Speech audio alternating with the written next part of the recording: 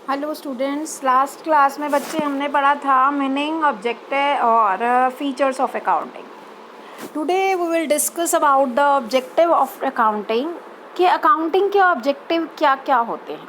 ठीक है, तो फर्स्ट है हमारे पास to keep systematic record of business transaction. Business transaction क्या होती है बेटा? जैसे हमने गुड्स परचेज की, गुड्स सेल की, तो इसको हम क्या बोलते हैं? बिजनेस ट्रांजैक्शंस बोलते हैं। ठीक है, तो जो हमारा अकाउंटिंग का मेन ऑब्जेक्टिव है वो है कि हमें अपने जो बिजनेस ट्रांजैक्शन है उसका कंप्लीट रिकॉर्ड रखना होता है with the help of the specified rule. जो हमारे रूल्स होते हैं, रेगुलेशंस होते हैं, उनके अकॉर्डिंग। तो बिजनेस ट्रांजैक्शन का जब हम कंप्लीट रिकॉर्ड करते हैं तो इससे हमारी ओमिशन मतलब होता है भूलना। ठीक है, तो कोई एंट्री एक तो हम जो है लिखने से रह गई है तो उसका भी पता चल जाता है। कोई फ्रॉड नहीं कर पाता है तो first of all we will record it in the journal if our business is small, and if business is large then we will record in the subsidiaries book. ठीक है, जिसको हम बाद में किस में पोस्ट करते हैं? लेजर में पोस्ट करते हैं। After that second point is to calculate the profit और लॉस। तो सेकेंड मेन ऑब्जेक्टिव है अकाउंटेंट का कि हम लोग अगर हमें नेट प्रॉफिट या नेट लॉस कितने हैं पर्टिकुलर पीरियड में उसका पता करना है तो हमें अकाउंटेंट को फॉलो करते हैं। तो for the purpose of trading and profit and loss account, मैंने आपको बताया था कि यहाँ पे हमारे पास दो अकाउंट हम प्रिपेयर करते हैं, एक तो trading and profit and loss account और एक balance sheet. Trading and profit and loss account में हम परचेज, सेल, हमारी कितनी इनकम हुई है तो उसके अंदर हम लिखते हैं if our revenue is more than our expenditure. ये सारी टर्म मैंने आपको बेसिक अकाउंटिंग टर्म में बताई थी ना। रेवेन्यू क्या होता है? जो टोटल सेल होती है उसको हम रेवेन्यू बोलते हैं। तो कितने हमारे एक्सपेंसेस हुए तो बाकी बचा हुआ बैलेंस क्या आएगा? वो प्रॉफिट आएंगे। ठीक है, अगर हमारे एक्सपेंडिचर ज़्यादा होते हैं और रेवेन्यू कम होती है तो हमारे क्या आते हैं? लॉस आते हैं। जैसे आपकी 5 लाख की रेवेन्यू है, ठीक है, और 4 लाख की आपकी कॉस्ट है तो 1 लाख के क्या आ गए? प्रॉफिट आ गए। यही अगर 4 लाख के आपके हो रेवेन्यू हो और 5 लाख की कॉस्ट हो तो 1 लाख आपका क्या आ जाएगा? लॉस आ जाएगा। ठीक है, तो रिलेटेड इन्फॉर्मेशन हमें प्रोवाइड होती हैं कि हमने कितने गुड्स परचेज़ किए हैं पर्टिकुलर पीरियड में, कितनी हमने सेल किए हैं, कितना हमारा स्टॉक है जो अनसोल्ड है मतलब अभी बिका नहीं है, कितने हमारे खर्चे हैं, एक्सपेंडिचर कितनी है, कितने हमारे वेरियस हेड से रेवेन्यू कितनी है। तो ऑल दिस इंफॉर्मेशन हम कहाँ से लेते हैं? अकाउंटिंग से लेते हैं। ठीक है, नंबर थर्ड पॉइंट देखिए, to know the exact reason of leading to not net profit और नेट लॉस, कि हमें अपने नेट प्रॉफिट और नेट लॉस का एग्जैक्ट रीज़न पता चल जाता है कि किस वजह से इस बार हमारे को प्रॉफिट ज़्यादा हुए या इस बार हमारे को लॉस हो रहे हैं तो उसका रीज़न क्या है। ठीक है, after that fourth point is to ascertain the finance. Certain मतलब होता है बेटा मतलब फाइंड आउट करना। तो फाइनेंशियल पोजीशन मैंने आपको बताया था, फाइनेंशियल पोजीशन मतलब क्या होती है? Balance sheet.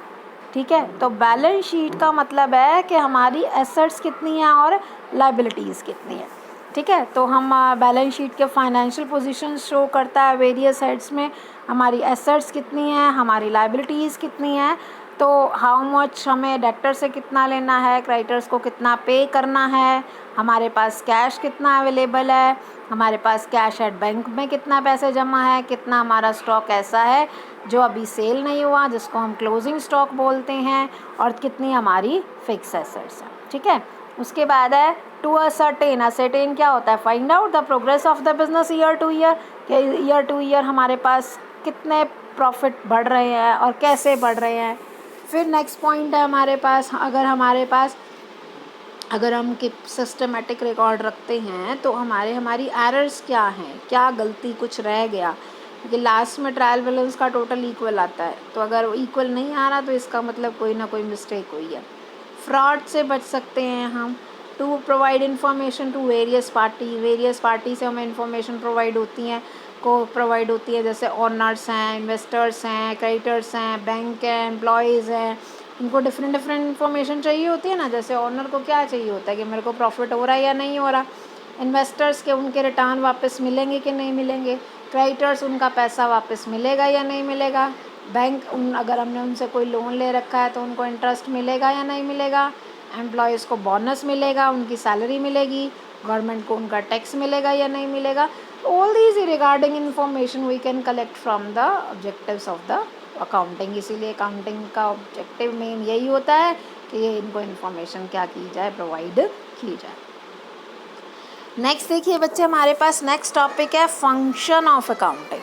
ठीक है, फंक्शन ऑफ अकाउंटिंग क्या होता है कि हम लोग इसमें क्या करते हैं, सिस्टमेटिक रिकॉर्ड मेंटेन करते हैं। ठीक है, मेन फंक्शन अकाउंटिंग इन्फॉर्मेशन का क्या होता है, सिस्टमेटिक रिकॉर्ड मेंटेन करना, कि पहले आप जर्नल बनाओगे, फिर आप उससे लेजर बनाओगे, फिर ट्रायल बैलेंस बनाओगे, फिर फाइनेंशियल स्टेटमेंट बनाओगे, फाइनेंशियल स्टेटमेंट में हम प्रॉफिट एंड लॉस अकाउंट बनाएंगे, बैलेंस शीट बनाएंगे। ठीक है, तो हम क्या करते हैं, कंप्लीट रिकॉर्ड क्या करते हैं, मेंटेन करके रखते हैं। ये उसका काम है, फंक्शन है अकाउंटिंग का। सेकंड है हमारे पास communicated the financial result to various parties. जो वेरियस पार्टीज़ हैं, वेरियस पार्टीज़ कौन कौन होती हैं, जो इंटरेस्टेड पार्टीज़ होती हैं ना, जैसे गवर्नमेंट होती है और एम्प्लॉयज़ होते हैं, बैंक होता है, ऑनर्स होते हैं, इन्वेस्टर्स होते हैं। तो इनसे रिगार्डेड इन्फॉर्मेशन हम क्या करते हैं, इनको कम्युनिकेट कर देते हैं कि आपको जिसको नीड है, जो इन्फॉर्मेशन आपको चाहिए, हम एनुअल रिपोर्ट पब्लिश कर देते हैं, तो वो ये से जो है रिलेटेड इन्फॉर्मेशन ले सकते हैं। थर्ड पॉइंट है protected the assets and the of the business.